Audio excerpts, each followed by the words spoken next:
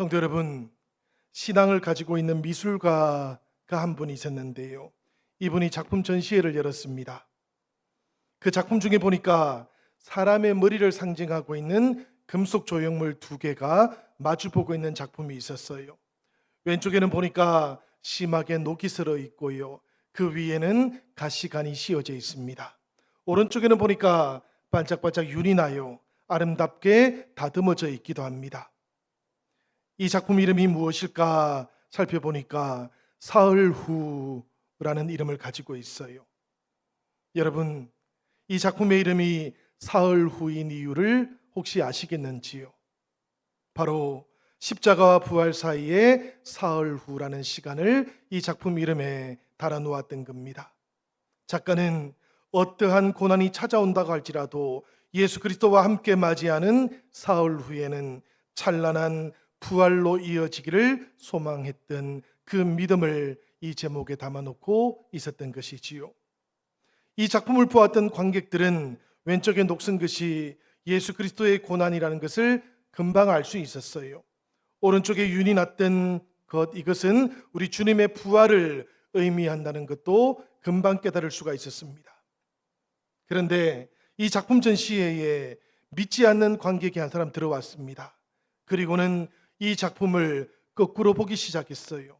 먼저 윤이 나고 잘 다듬어진 조형물을 보았고, 그 다음에 녹슬고 철사로 엮어져 있던 조형물을 보았던 것이지요. 그리고 난 다음에 해석을 이렇게 했습니다. 인생이 아름다운 것 같아도 사흘만 지내고 보면 녹슬고 형편없는 것이라는 것을 깨닫게 되었다. 작가하고는 정반대의 해석이지요. 그렇지만 이 정반대 해석 속에도 의미는 있어 보입니다.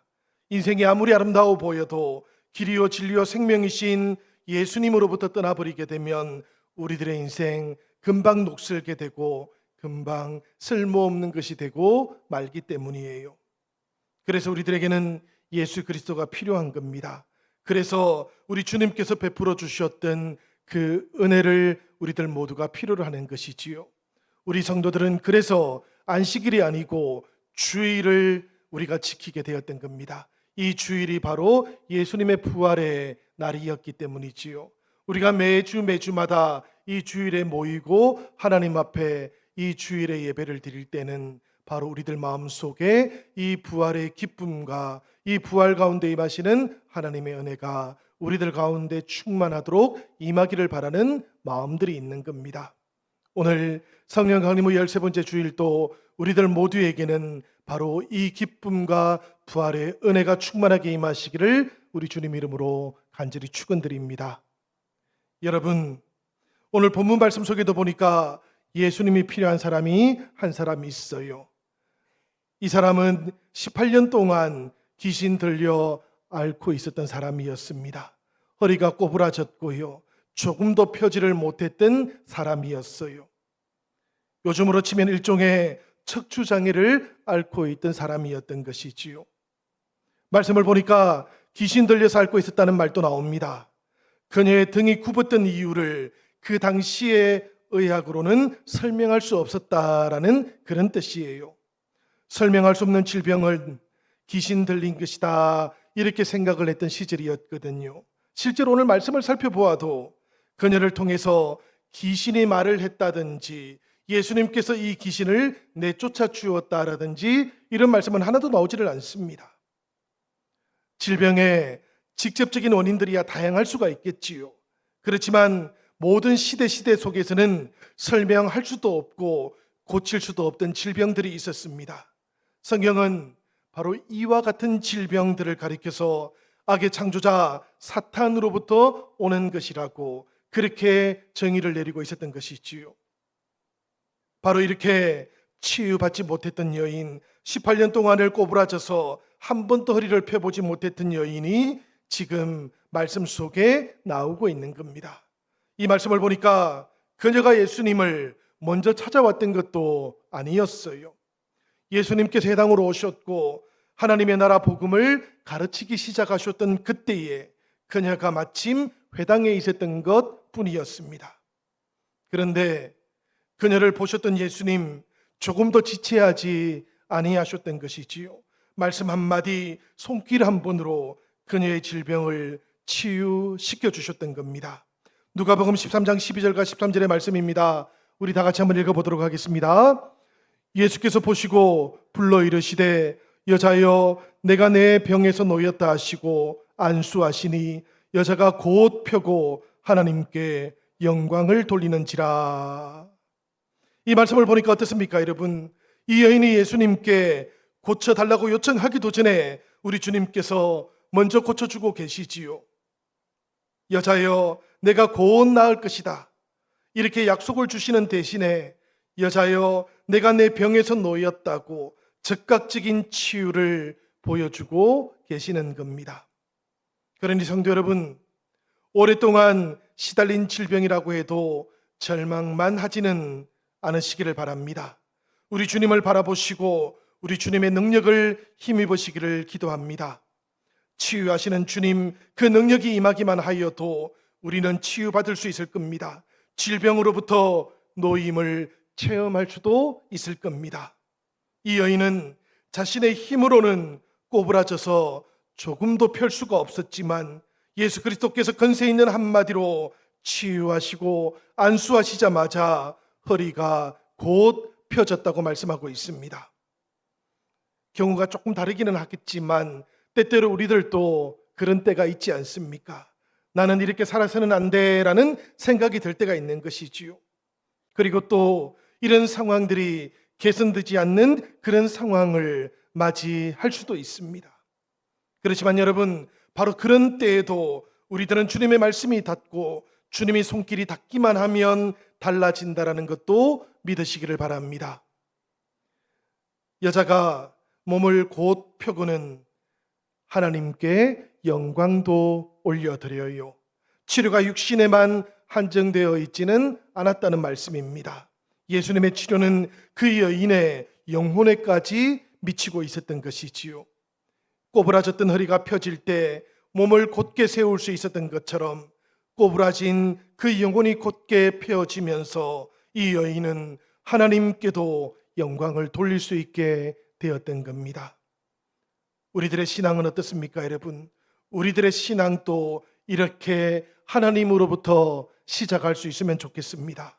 성도 여러분, 모든 것들이 하나님으로부터 시작되었다는 것을 고백하기 시작할 때 그때 우리들 마음속에서는 신앙이 시작되는 겁니다.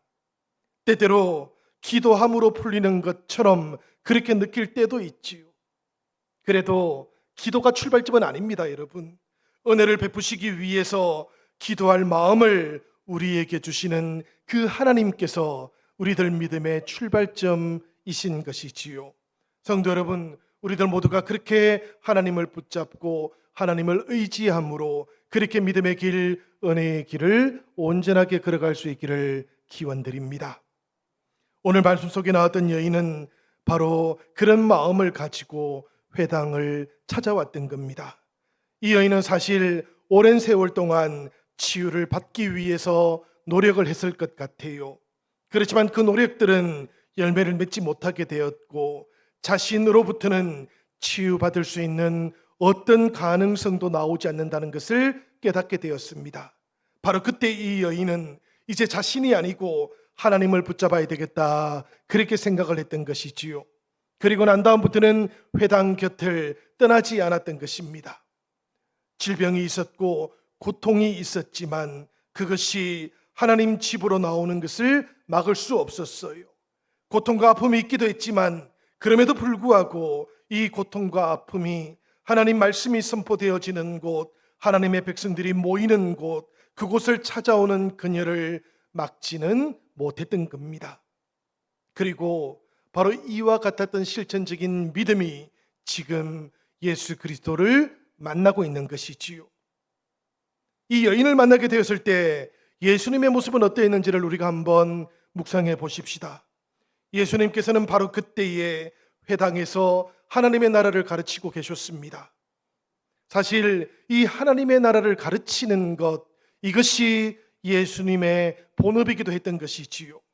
그리고 그 하나님의 나라가 자신과 함께 이 땅에 임재하고 있다는 것을 보여주시기 위해서 예수님께서는 이 땅이 알지 못하는 기적, 이 땅의 사람들이 깨닫지 못하는 기적도 보여주려고 하고 계셨던 거예요. 그리고 바로 그때 예수님의 눈에 한 여인이 보였던 겁니다. 여러분, 예수님께서 이 여인을 주목했던 이유가 있어요. 그 이유가 무엇이겠습니까? 예수님이 보시기에 그녀의 몸 상태가 너무 좋지 않게 보였던 겁니다.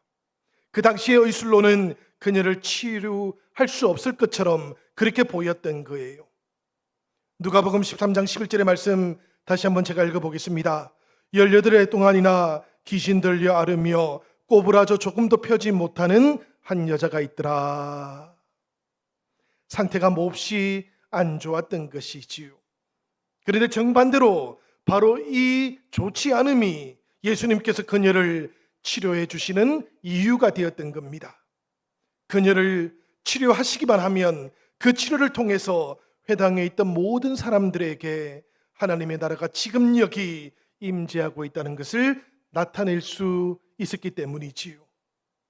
누가복음 13장의 말씀을 처음부터 끝까지 다 묵상을 해보아도 사실 이 여인에게 고침을 받을 만한 근거는 없었습니다. 예수님께서 주도적으로 고쳐주고 계셨던 것이지요. 은혜 받을 근거가 없는데도 불구하고 귀신에게 얽매인 자를 고쳐주고 계시는 예수님께서는 이 치유를 통해서 자신을 이스라엘 백성들 안에 메시아로 나타내기를 원하고 계셨던 겁니다.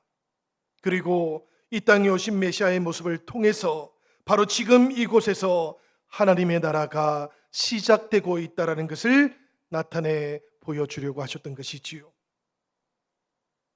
치유받았던 여인, 고통받아왔던 여인은 이 치유를 통해서 하나님을 찬양하기 시작합니다. 그리고 예수님께서는 안식일에 이보다 더 어울리는 일은 없다고 그렇게 생각을 하기 시작하셨어요. 한 여인의 고침이기는 했지만 메시아의 시대 하나님 나라가 이미 열리고 있음을 사람들 모두에게 보여줄 수 있었기 때문입니다. 아직은 한 여인의 치유일 수밖에 없었지만 그 속에 사람들이 알지 못하는 엄청난 하나님 나라의 비밀이 부풀어 오르고 있다는 것을 예수님께서는 알고 계셨기 때문이지요.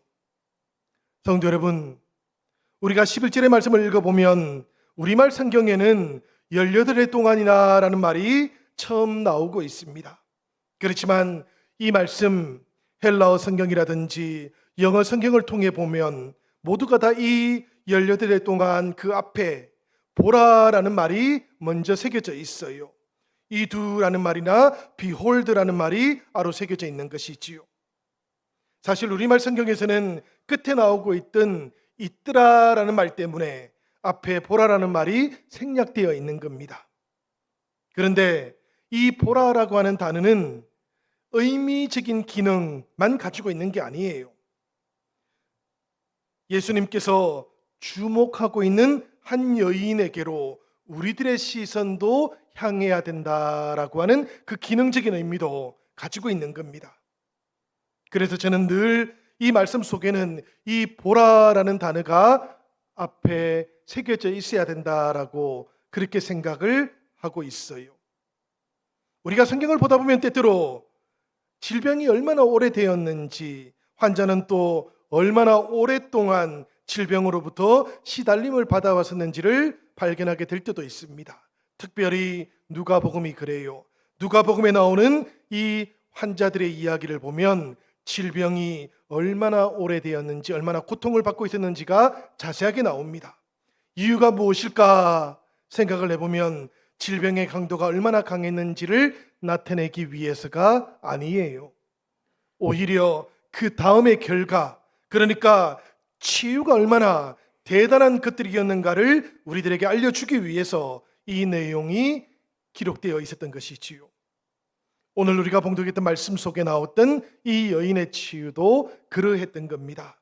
사실 이 동네에 있던 모든 사람들은 이 여인을 잘 알고 있었어요. 모든 사람의 삶이 공개되어 있던 마을 공동체의 삶이었기 때문에 그렇습니다. 얼마나 오랫동안 그 질병을 알아왔었는지도 잘 알고 있었습니다. 이 여인에게 고침을 받을 만한 근거가 없었다라는 것도 잘 알고 있었고요. 그런데도 불구하고 예수님의 치유가 임했고 예수님의 은혜가 임하게 되었을 그때에 은혜를 받았던 이 여인이 가장 기뻐했던 것이지요. 그리고 그 다음으로 기뻐했던 사람들이 바로 이 해당에 모여있던 무리들이었습니다. 동네 주민들이 함께 기뻐했던 것이지요. 그들은 모두가 다 하나님의 임재하심이라는 것은 바로 이와 같은 것이구나, 메시아로 오셨던 예수님을 만나는 기쁨은 바로 이와 같구나라는 것을 깨달을 수가 있었던 겁니다. 오늘 우리들의 예배 자리는 어떠신지요? 세상 속에서 살다가 예배 자리로 나오시면 우리들 모두에게도 이 예수님을 만나는 기쁨, 예수님과 함께하는 기쁨, 예수님과 더불어 하나님 앞에 예배하는 이 기쁨이 온전하고 충만해야 될 줄로 믿습니다. 왜 그런가 하면 예수님께서는 이미 이 땅으로 오셨을 그때에 우리들에게 하나님의 나라를 보여주셨기 때문이에요. 그리고 교회를 통해서도 이 하나님의 나라를 오늘 이 시대 가운데 우리들 모두가 온전하게 전할 수 있도록 소명도 주셨기 때문인 겁니다. 성도 여러분, 우리들 모두에게 예배의 자리가 기쁨의 자리가 되시기를 바랍니다. 그리고 이 예배가 끝나는 시간부터 우리들 모두가 다시 이 세상 가운데에서 하나님의 나라를 온전하게 전하며 살아가시는 한 주간이 되시기를 주님의 이름으로 기원드립니다. 여러분, 이렇게 기쁨의 자리가 넘치고 있었는데요, 그런데 이 자리에 문제가 하나 발생합니다. 이유가 무엇인가 하면 그날이 안식일이었다는 것이지요. 회당을 지키고 있던 회당장이 치유하시는 예수님의 모습을 보고 난 다음에 분을 품기 시작합니다. 누가복음 13장 14절 하반절에 나오는 말씀이에요. 일할 날이 여세가 있으니 그 동안에 와서 고침을 받을 것이요 안식일에는 하지 말 것이니라. 무리에게 했던 말이기는 합니다. 그렇지만 내용을 보니까 예수님께 했던 말이기도 한 것이지요. 사실 여러분, 안식일에 자기가 관리하고 있던 회당에서 이와 같은 기적이 일어났다고 한다면 회당장은 어떻게 반응을 보이는 것이 옳았겠습니까? 주님의 기적이 나타나고 하나님의 놀라우신 병고침의 역사가 나타나면 당연히 기뻐하는 것, 이것이 가장 먼저 보여야 될 반응이었던 것이지요. 그런데 회당장은 정반대의 모습을 우리에게 보여주는 겁니다. 화를 내고 있었던 것이지요. 놀라운 치유, 은혜와 기적이 나타나게 될 그때에 그것을 보면서도 화를 냅니다. 생각을 해봐야 되겠지요. 안식일에 사람의 병을 고치는 것이 안식일을 어기는 범죄라고 한다면 그 안식일에 분을 내는 것은 어떤 것입니까? 화를 내는 것은 또 어떤 것입니까? 심지어 하나님께서 베풀어 주셨던 치유, 하나님께서 나타내셨던 그 기적을 보면서 화를 내고 분을 품는다면 그것은 하나님 앞에 어떤 모습으로 보일 수 있겠습니까? 해당장이 앞으로 일을 하는 동안에도 그리스도 예수께서 보여주셨던 그 놀랍고 영광스러운 일은 다시는 볼 수 없을 거예요. 그러니 기뻐하는 것이 당연한 일이겠지요. 그러나 그 결정적인 순간 이 해당장은 분을 품었고 그리고 무리를 꾸짖었을 뿐입니다. 이 모습을 보셨던 예수님, 이 해당장을 향해서 딱 한마디를 선포하시지요. 바로 이중잣대라고 선언하셨던 것입니다. 누가복음 13장 15절 16절 말씀입니다. 우리 같이 읽어보도록 하겠습니다. 주께서 대답하여 이르시되 외식하는 자들아, 너희가 각각 안식일에 자기의 소나 나귀를 외양간에서 풀어내어 이끌고 가서 물을 먹이지 아니하느냐? 그러면 18해 동안 사탄에게 매임받은 이 아브라함의 딸을 안식일에 이 매임에서 푸는 것이 합당하지 아니하냐? 예수님께서는 지금 해당장을 향해서 나도 너희하고 똑같은 일을 하고 있는데, 전혀 다를 바가 없는데, 심지어 안식일에 더 적합한 일을 하고 있는데, 그런데 왜 나만 가로막느냐고, 왜 하나님의 기적만 가로막고 있느냐고, 그러니 너희들의 말은 윗선이라고 그렇게 선포하고 계시는 것이지요. 성도 여러분, 이 말씀을 묵상하면서 저는 형식에 대해서 그리고 내용에 대해서도 생각을 해보았습니다. 사실 형식이라는 것이 없으면 내용을 담을 수도 없고 보존할 수도 없습니다. 그러니까 형식은 참 중요한 것이지요. 그런데 이 형식이라고 하는 것, 우리가 한 가지 유념해야 될 것이 있습니다. 바로 내용이 없다고 할지라도 이 형식은 형식만으로도 존재할 수 있다는 것입니다. 그래서 내용이 빠져버린 형식이 무서운 것이지요. 무엇인가를 담기 위해 존재하는 것이 형식인데 이 내용물을 놓쳐버리고 나면 형식은 스스로 내용을 대신 해버린다는 겁니다. 누가 이렇게 했을 것 같습니까, 여러분?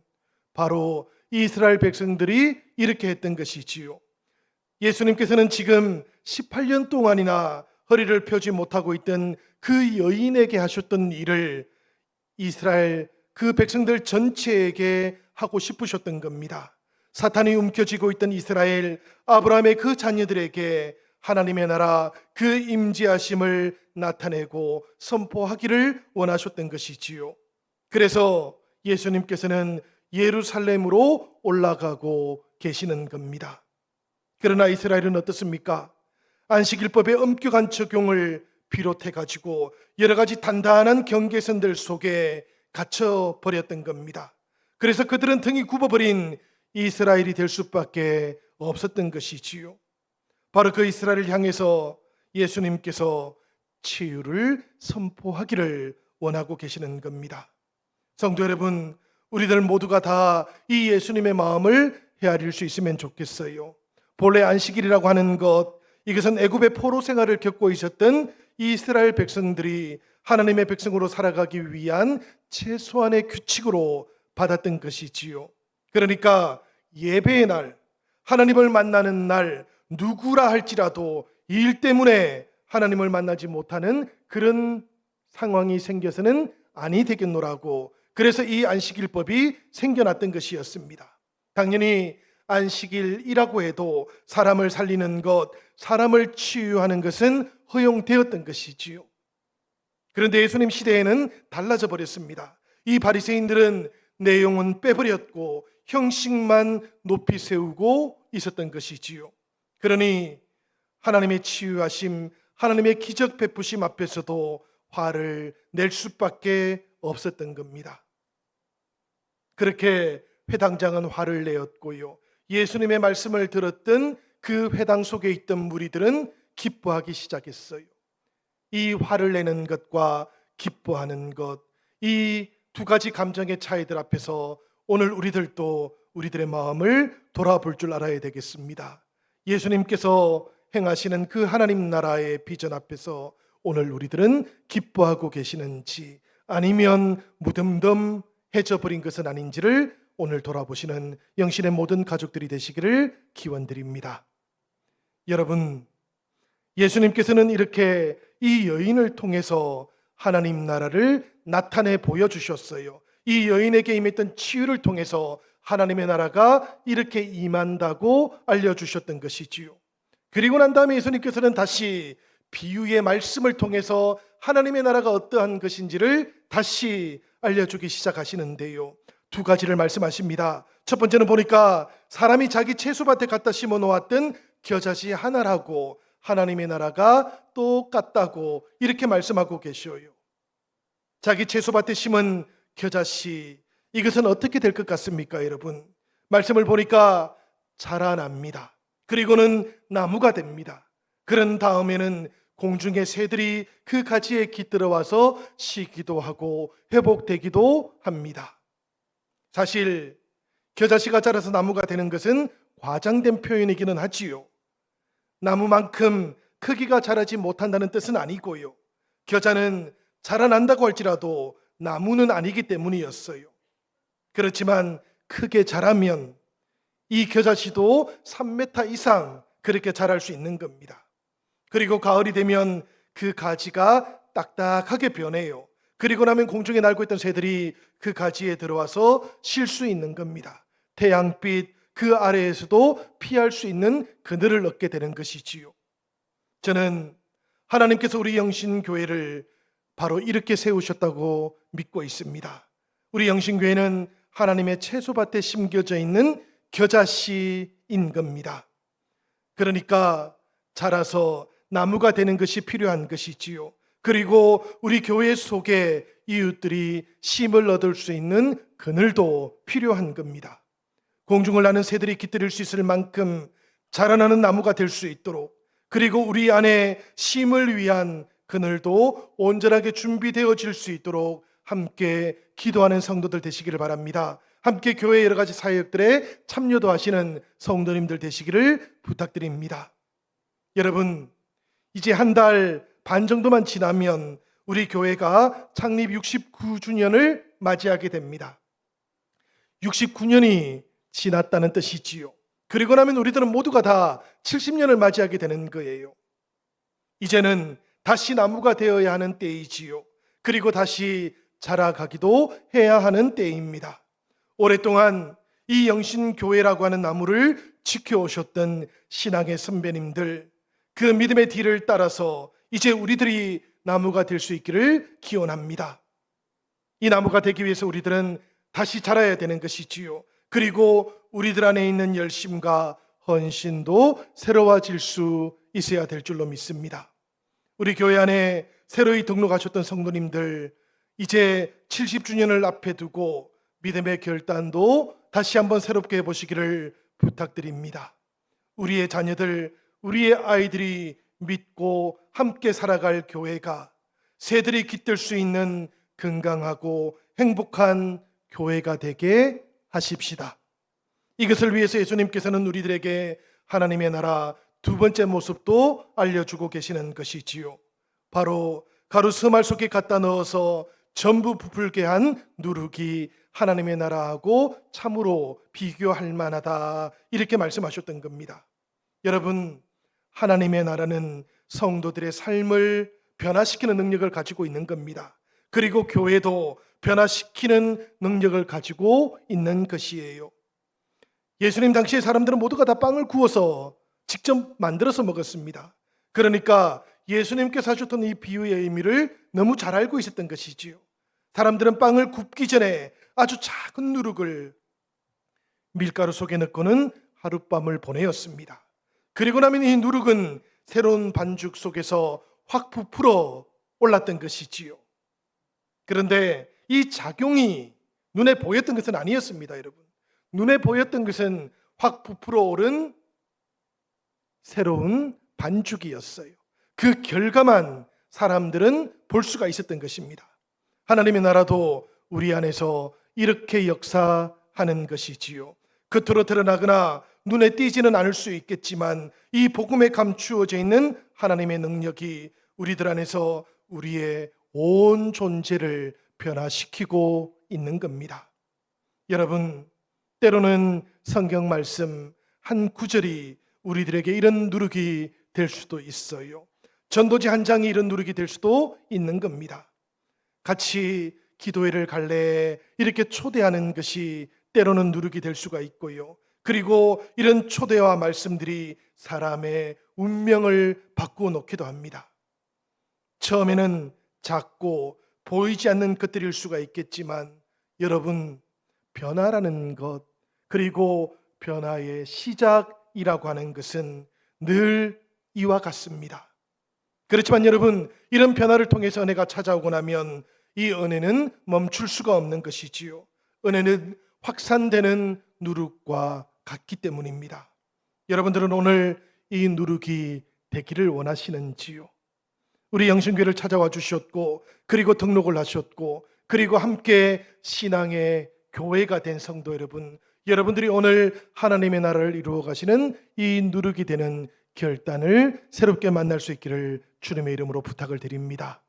우리들 모두가 나 자신이 누룩이 되기를 결단할 때 바로 그때 주님의 역사하심을 만날 수 있기 때문이에요. 그리고 우리들이 걸어가는 모든 길, 이 길을 통해서 아름답게 다듬어지고 건강하게 세워지는 하나님의 나라가 우리 영신교회를 통해서 이 지역사회 가운데에도 온전하게 나타날 수 있기 때문입니다. 사랑하는 성도 여러분, 우리들 모두의 믿음과 삶과 그 마음 속에 이 하나님의 나라가 온전하고 아름답게 열매 맺어가는 이 귀하고 복된 한 주간이 되시기를 우리 주님 이름으로 간절히 축원드립니다.